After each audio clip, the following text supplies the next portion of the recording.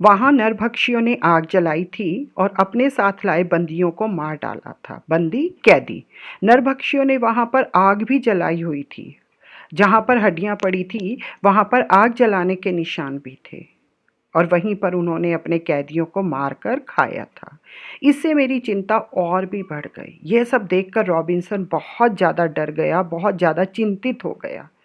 एक सुबह मैंने तट की ओर आती 5 नावें देखी। और फिर क्या हुआ, रॉबिन्सन इसी डर में था कि एक दिन सुबह सुबह उसने तट की ओर आती हुई 5 नावें देखी। नावों में काफ़ी लोग बैठे हुए थे। उन 5 नावों में बहुत सारे लोग थे। इतनी बड़ी संख्या में लोगों को किनारे आते देख मैं डर गया। अभी तक 1 साल हो गया था रॉबिन्सन को वहाँ रहते हुए, लेकिन उसने कोई भी व्यक्ति इस टापू पर आता नहीं देखा था।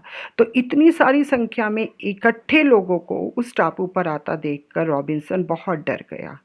सोचने लगा, यदि उन्होंने आक्रमण किया तो मैं अकेला उनका कैसे सामना कर पाऊंगा।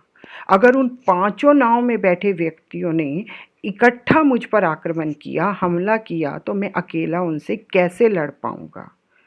ये सोच ही रहा था रॉबिन्सन कि नावें रुकी। वे लोग उतरे। उन्होंने आग जलाई और नाचना शुरू किया।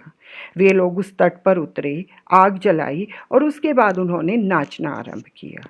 वे भयंकर मुद्राएं बनाकर नाच रहे थे। उनका डांस देखकर रॉबिन्सन बहुत डर गया। वो तरह तरह के भयंकर मुंह बनाकर, मुद्राएं बनाकर नाच रहे थे।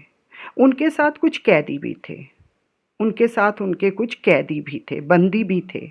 उनमें से एक कैदी मौका पाकर वहां से भाग निकला। जब वे नाच रहे थे, उन सब का ध्यान अपने डांस में, अपने नाचने गाने में था। उसी समय एक कैदी को मौका मिला और वो उनके बंधन से बाहर भाग गया। वह उसी तरफ भाग रहा था जिधर मेरा घर था। वह उसी तरफ भागा आ रहा था जहां मैंने तंबू और गुफा से अपना घर बनाया हुआ था। उसके पीछे जो 2 जंगली भागे, उसके पीछे पीछे 2 जंगली भी भागे जिन्होंने उसको कैद किया हुआ था। मैंने उस व्यक्ति की जान बचाने का निश्चय किया। मैंने उस व्यक्ति की जान बचाने का निश्चय किया क्योंकि वही मेरा साथी बन सकता है। जंगलियों ने मुझे देखा था। उन दोनों जंगलियों ने जो उस कैदी का पीछा कर रहे थे, रॉबिन्सन को देखा। मैंने उन दोनों को मार गिराया क्योंकि रॉबिन्सन अपने जहाज से हथियार लेकर आया था, इसलिए उसने उन दोनों जंगलियों को मार गिराया। भागता हुआ कैदी रुक गया। जब वो दोनों जंगली मर गए तो कैदी भागता भागता रुक गया। वह मेरा कृतज्ञ था कि मैंने उसकी जान बचाई। कृतज्ञ, एहसान को मानने वाला। वो मेरा बहुत एहसान मान रहा था कि मैंने उसकी जान बचाई। उसने ज़मीन चूमी और मेरा पाँव अपने सिर पर रख लिया। एहसान को दर्शाने के लिए उसने क्या करा, पहले ज़मीन को चूमा और फिर मेरा पैर अपने सिर के ऊपर रख लिया। यह मेरे प्रति उसकी वफादारी का सबूत था। वह दिखाना चाहता था कि आज से मैं तुम्हारा वफादार हूँ, विश्वसनीय हूँ। मैं तुम्हारे साथ कभी धोखा नहीं करूँगा। कुछ देर बाद मैंने उसे खाने के लिए रोटी और सूखे अंगूरों का गुच्छा दिया।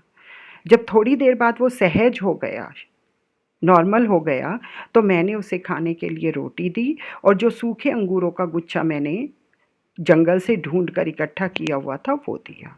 और रहने के लिए अपने घर के पास ही प्रबंध कर दिया और अपने घर के पास ही उसका रहने का भी प्रबंध कर दिया। काफ़ी समय मेरे साथ रहते रहते वह मेरी भाषा के कुछ शब्द भी बोलना सीख गया था। अब वो क्योंकि मेरे साथ ही रह रहा था, तो धीरे धीरे उसने मेरी भाषा को समझना और बोलना भी आरंभ कर दिया था। मैंने उसका नाम फ्राइडे रख दिया। क्या रख दिया? मैंने उसका नाम फ्राइडे रख दिया। क्यों?